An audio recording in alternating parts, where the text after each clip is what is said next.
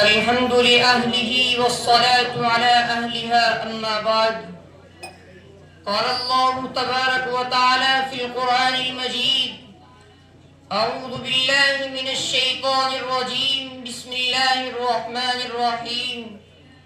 ذلك الكتاب لا ريب فيه هدى للمتقين. صدق الله العلي العظيم. وقال النبي صلى الله عليه وسلم: خيركم من تعلم القرآن وعلمه، او كما قال علیہ الصلاة والسلام. قرآن تیری رحمت کا دیوان نظر آیا اور مولا تیری صورت تیری سیرت کا عنوان نظر آیا. مازاغ ہے آنکھیں تو شمس ہے چہرہ، قرآن کے چہرے پر قرآن نظر آیا. مسند حکمیت پر جلوہ افروز حکم صاحبان حضرات اور سامعین بز، قرآن کریم خالق عرش و کرسی، مالک ارض و سما کا وہ دستور ہدایت اور لازوال قانون ہے کہ جس نے سسکتی ہوئی پوری انسانیت کو آب حیات پلایا.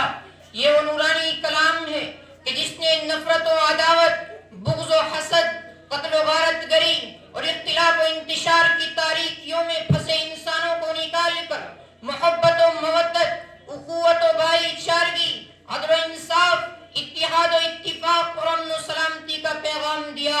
یہی وہ قرآن ہے کہ جس نے معاشرے اور سماج میں زندگی گزارنے کا سلیقہ عطا کیا.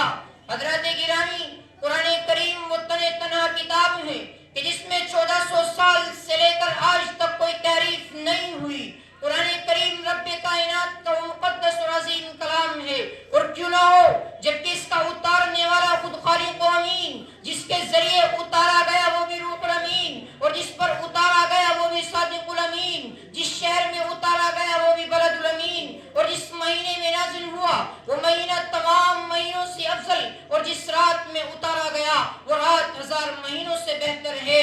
اللہ کا یہ مقدس اور پاکیزہ کلام تمام کلاموں سے افضل اور برتر ہے. حدیث مبارکہ میں آتا ہے: فضل کلام اللہ علی سائر الکلام کفضل اللہ علی خلقہ، کہ اللہ کے کلام کی فضیلت تمام کلاموں پر ایسی ہے جیسا کہ اللہ کی فضیلت اپنی مخلوق پر. سامعین و تمکین، قرآن کریم وہ عظیم دولت ہے جو روح خداوندی، معدن حیات اور سرچشمہ زندگی ہے. وہ عرب قوم جو پشت در پشت مردہ چلی آ رہی تھی، دنیا جس کو ذلیل و حقیر جانتی تھی، کوئی ان کو جہلائے عرب کا خطاب دیتا تو کوئی ان کو نفرت سے یاد کیا کرتا تھا، کوئی ان کو اونٹ کی میگنیوں میں کھیلنے والا سمجھتا تو کوئی ان کو جاہلین مکہ کہتا.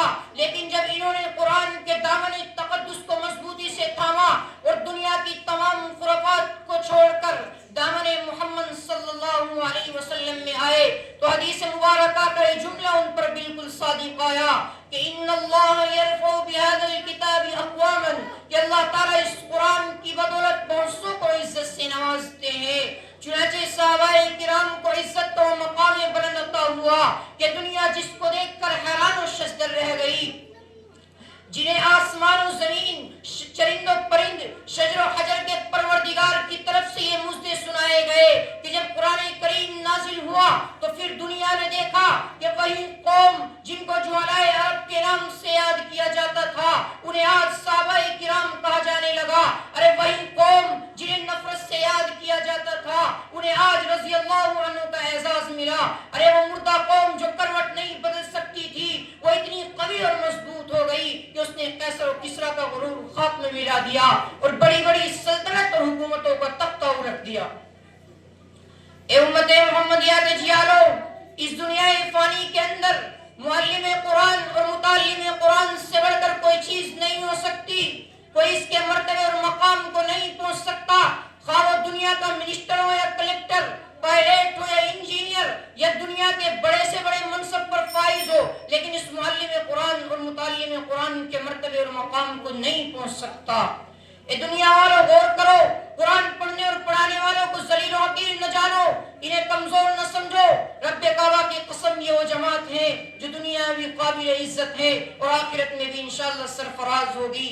میں اشارے کے ساتھ اپنی جگہ کا خواہاں ہوں کہ کتابوں میں جو افضل ہے اسے قرآن کہتے ہیں. اسے جس نے اتارا ہے سجا لے 30 پاروں کو جو اس کے اپنے سینوں میں زمانے بھر میں اس کو حافظ قرآن کہتے ہیں۔